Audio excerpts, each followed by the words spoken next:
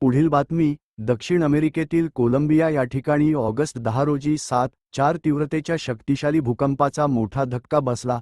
पश्चिम कोलंबियातील चोको विभागातील सॅन होसे डेल पाल्मा परिसर हा भूकंपाचा केंद्रबिंदू होता. या भूकंपामुळे कॅली, पेरेरा, मनिझालेस आणि क्विब्दो यांसह अनेक भागांत मोठ्या प्रमाणावर नुकसान झाले. या भीषण नैसर्गिक आपत्तीत 13 ऑगस्टपर्यंत किमान 273 जणांचा मृत्यू झाला असून 3800हून अधिक नागरिक जखमी झाले आहेत.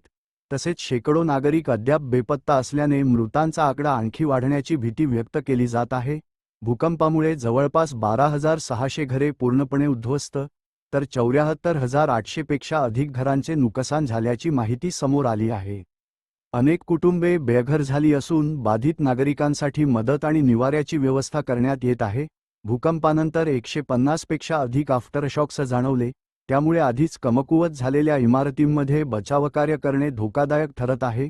पोलीस, अग्निशमन दल, लष्कर आणि स्वयंसेवकांकडून ढिगाऱ्याखाली अडकलेल्या नागरिकांचा युद्धपातळीवर शोध घेतला जात आहे.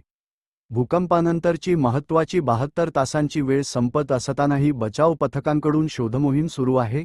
ढिगाऱ्याखाली अजूनही कोणी जिवंत असण्याची शक्यता लक्षात घेऊन बचाव पथके अत्यंत काळजीपूर्वक काम करत आहेत.